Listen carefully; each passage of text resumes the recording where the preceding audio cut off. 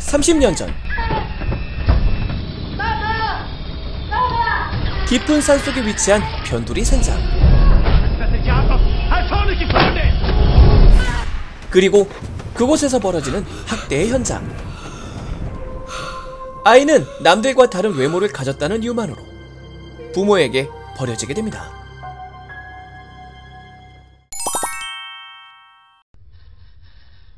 그리고 얼마 후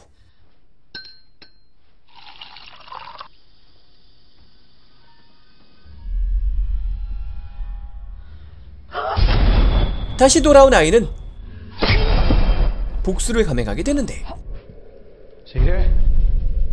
그날이 바로 새로운 악마가 탄생하는 날이었죠.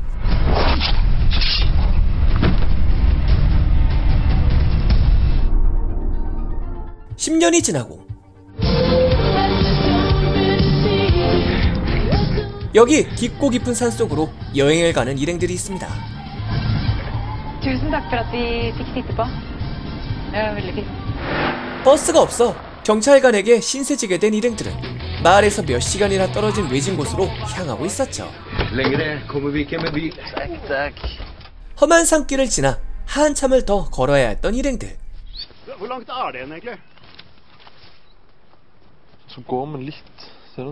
그들은 유명한 심령 스팟을 여행하러 다니는 같은 동호회의 친구들이었습니다. 10년 전 일가족이 실종된 산장에서의 하룻밤. 네, 맞습니다.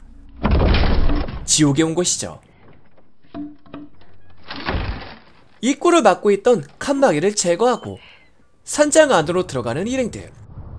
오랜 시간 사람의 손길이 닿지 못했던 만큼 음산한 분위기만이 내부를 감싸고 있었는데,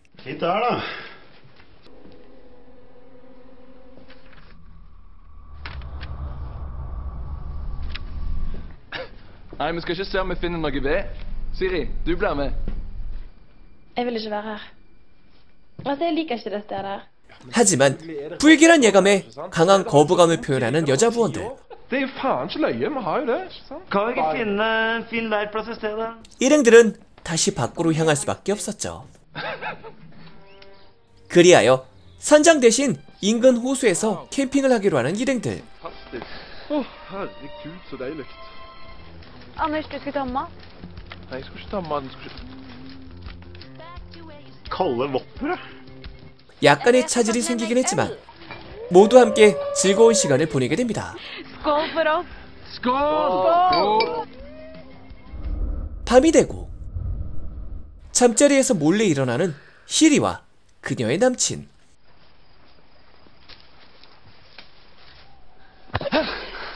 두 사람은 다른 사람들의 시선을 피해 은밀한 시간을 보내게 되는데,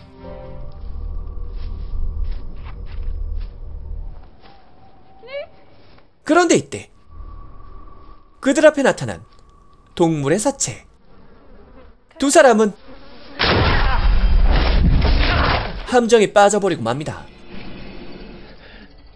떨어질 때의 충격으로 큰 상처를 입어버린 남친.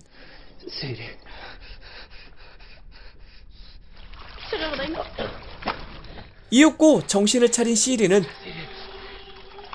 함정을 빠져나와 도움을 요청하러 가게 되는데, 놀란 마음에 방향 감각을 상실하게 된 시리는 점점 더 깊은 숲속으로 향하게 됩니다. 그리고 그 사이 함정에 남겨졌던 남친은 살인범에 의해 최후를 맞이하게 되는데, 도로변에 기절했던 시리는 마침 지나가던 아저씨에 의해 구조되게 되죠.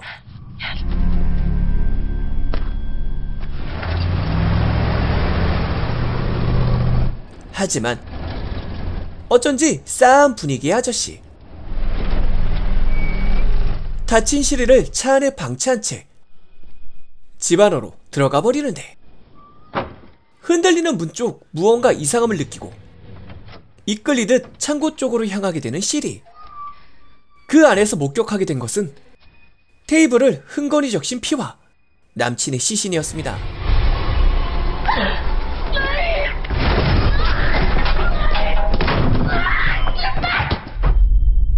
다음 날이 되고 사라진 2명을 찾기 위해 숲속을 돌아다니게 되는 일행들.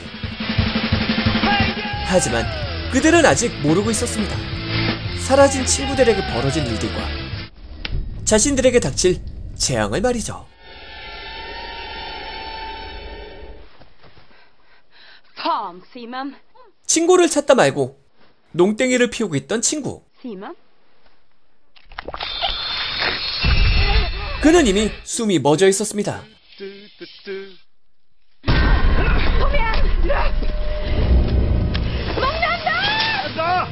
친구들에게 위험을 알리는 여자. 괴한은 일행들의 뒤를 바짝 따라붙게 되는데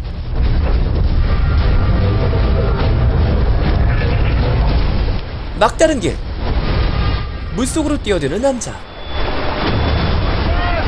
계곡을 간신히 건너가는 데 성공한 남자는 화살에 맞게 됩니다.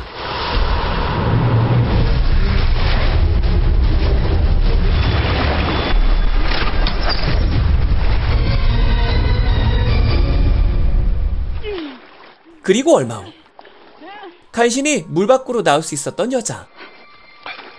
그의 남친 또한 아직 살아있었습니다.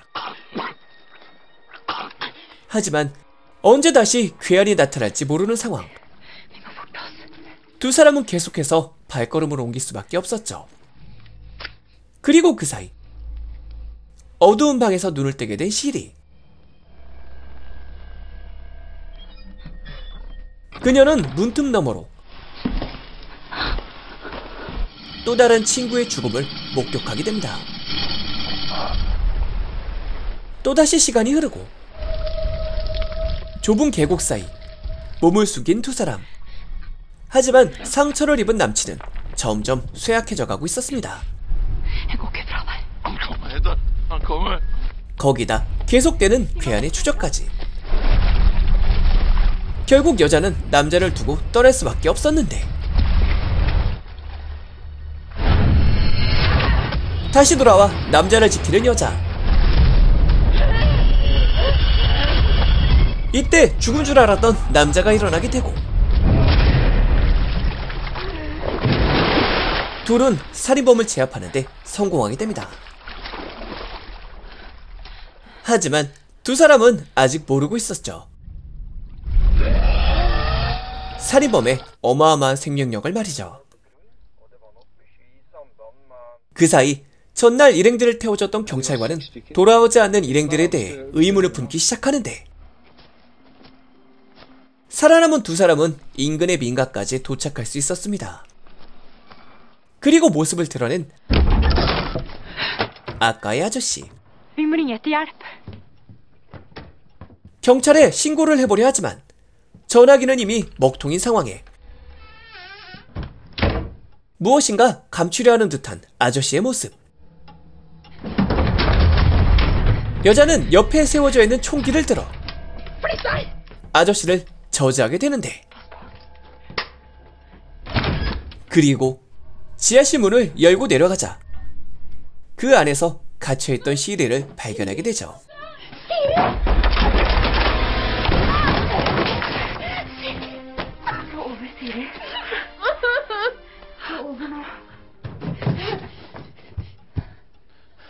그렇게 집을 빠져나가려 하는 그때 어느새 쫓아와 버린 살인범. 이때 다시 총을 빼앗는데 성공한 아저씨는 살인범에게 총구를 겨누게 됩니다. 10년 전 자신의 부모를 살해했던 산장의 소년. 갈 곳 없고 버려진 아이를 거두어 사냥 기술을 알려주었던 사람이 바로 이 아저씨였던 것이죠.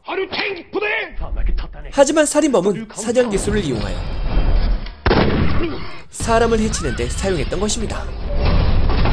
결국 아저씨까지 배신해버리는 살인범.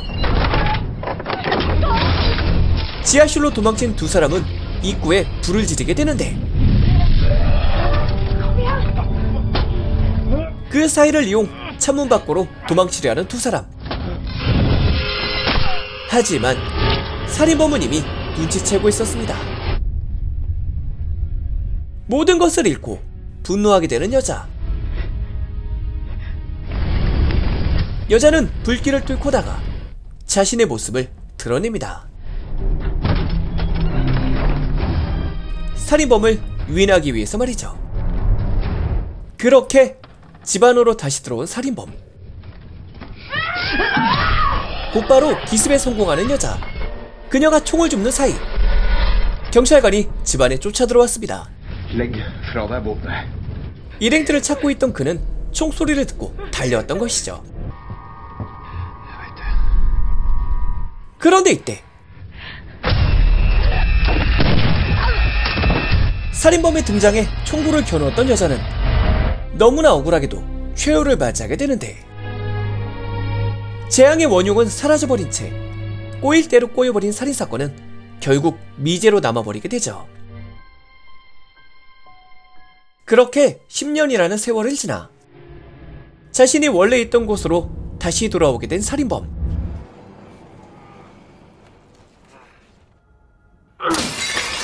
눈보라 속 지옥의 산장, 그 최초의 이야기 프리피트 3편 더 비기닝이었습니다. 이렇게 프리피트 시리즈가 끝났네요. 다음 범죄 스릴러 시리즈도 많이 기대해주세요.